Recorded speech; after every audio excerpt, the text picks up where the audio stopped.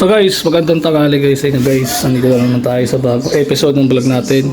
So yan, dalawa na yung DJ natin, no? So alam niyo naman talaga na dalawa DJ ko. So kung bike ito is lalagyan na natin ng preno to mamaya. Ito yung kakabit natin.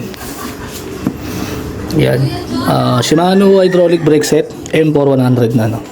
So ito yung niya. Ito yung sample ng M4100, no. Yan. Ito yung sample ng M4100. So parang MT200 pa rin to. Or sabihin na natin MT201. Kasi MT201 and MT200 is same lang naman sila. Pinagkaiba lang sa kanilang dalawa is alloy na yung brake lever. So dito naman sa M4100, pinaghalo siyang Shimano M6100 tsaka MT200. Kasi yung brake lever kasi nito is mahaba. Yan, mahaba siya, alloy. Tapos meron din silang pagka-similar dito sa may tornilyoan kung saan nagpapalagay ng mineral oil. Yun, pag nagpapableed ka. And dito naman sa may system niya sa paghigpit ng ang brake pag sa kabitan ng handlebar is parehas sila sa M6100 hanggang pataas na. No, so yan, aanin natin yung buka natin siya ikabit dito, no. So ayan, sobrang diba, sobrang madali lang siyang baklasin. Yan, may kakabit na natin to. Kasama naman yung mga niyan, yung mga fittings, mga extra fittings, kasama naman lahat yan. If ever kasi na yung cable is hindi kinaya, mahaba naman yung cable niyan. Ikaw ang makakapag-decide niyan kung anong gusto mong haba o maiksi. Para hindi maging katulad ng ganito. Ang tawag kasi sa kanila ganito, gyro puno. So hindi. Kasi ang 2.6 player na Dartmoor na to, ito yung signature nito Maseda dati.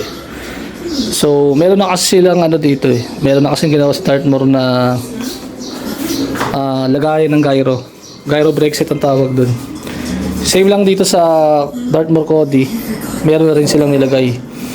Para in case na gusto mong mag-gyro brake set is hindi ka na mahihirapan magbutas. So, this is the Dartmoor 2.6 player na may signature nito Maseda. This is the only Dartmoor 2.6 player na may salpakan ng gyro brake set. So, yung una nilang 2.6 player hanggang ngayon, yung sumunod dito, bago to, yung nauna, wala silang lagay ng gyro brake set. So ito, mas lucky ako kasi nakuha ko tong frame na to. And higit sa lahat,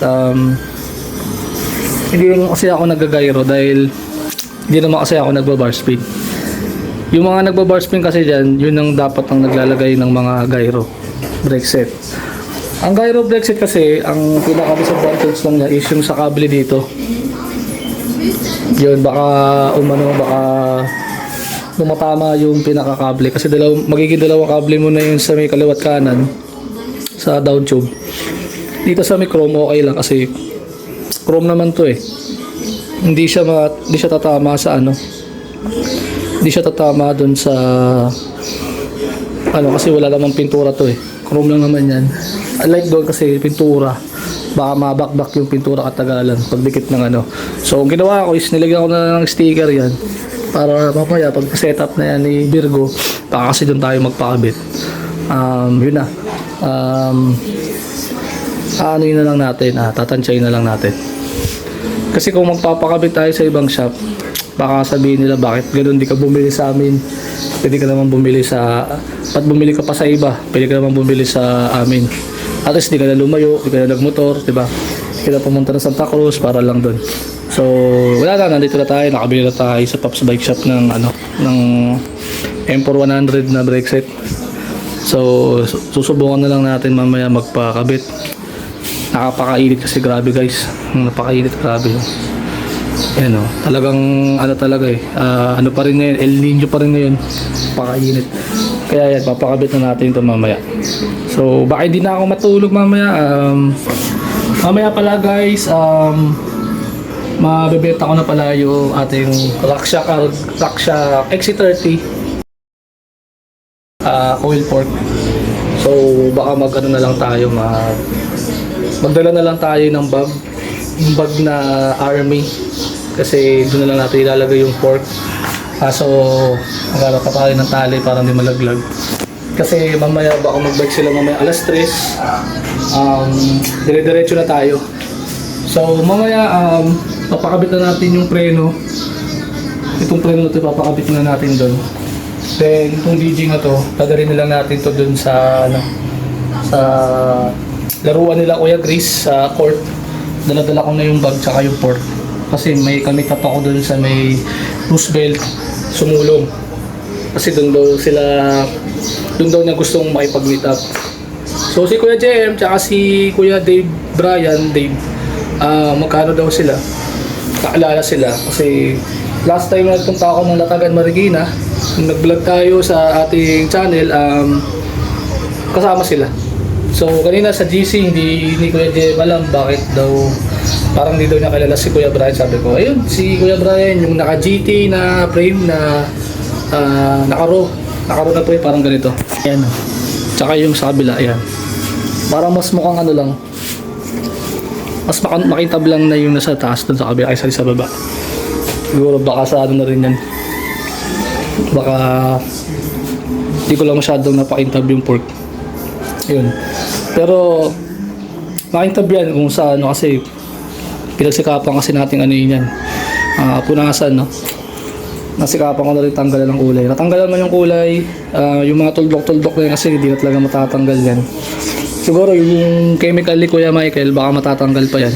Yung sa may bandang ilalim ng dapat kasi yung mga tira-tira pang dumi. Doon kasi sa isang pork, wala na.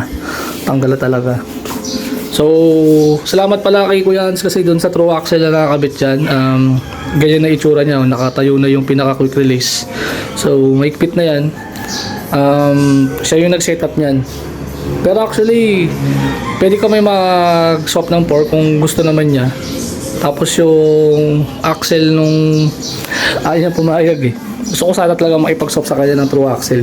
Siguro ba dahil lang doon sa may gas-gas lang doon sa may quick release kasi sa kanya wala pa. And kaiba kami ng pike kasi yung pike niya is adjustable talaga. Ito hindi na siya adjustable eh. Hindi siya adjustable tingin ko. Hanggang ano lang daw yan, hanggang 100 lang daw talaga sabi niya. So pina-convert na natin sa tapered head tube yan. Pasensya na guys, naka-privacy kasi yung pag-press nila ng steerer tube, hindi raw pwede ipakita. Pero kung alam naman nyo yung sinasabi ko, makakita naman din kayo sa ibang channel yan. Kasi ako may napanood din ako sa ibang channel na nag-press. So, ganoon din yung gamit nila dun sa Paranaque, ganoon din yung gamit dun sa napanood ko sa YouTube. So, mamaya babalitaan ko na lang kayo guys. This is the next vlog na lang kapag nakabit na yung preno nito doon sa Yan. And kung magkano lahat ng nagastos ko. So, ditong ating isang DJ na to is, ang nakakabit dito yung MT200 na bago. So, balik tayo dito sa MT200 na nasira ko, no? Ito nasira ko. Nasira ko yung MT200 na, ito pala yung galing kay Ito pala yung galing kay Tati Felix pala na Hindi ko not sure kung ito pala. Ito pala yung galing kay Tati Felix na nag-crack ngayon, no? Nag-crack yung sa may ibang bandang bolt niya. So, si Yuan, wala na siya magiging problema dito kasi nakaset up na yung kable niya, kakabit na lang. Kaso problema, babaklasin pa rin yung kable dahil internal yung frame niya. So, ibig sabihin, mag-aano yung mekaniko dyan, magtatanggal ulit ng lumang mineral oil kasi internal na lang yung kable. So, yung kable na yan, may kaba ng konti yan. Siya bahala kung gusto niyang kung gusto niyang habaan. Pero kung ayaw naman niya, kakabit na lang yan. Basta tatanggalin lang yung hose kasi internal cabling kasi yung kanyang frame. Para yung bike niya is wala nang problema sa preno. Kasi okay pa yan, bago pa yan. Tapos ito yung preno na luma niya. Ayan, Shimahers yan. So, pang pang harap. Mapupunta na lang kay Patricio.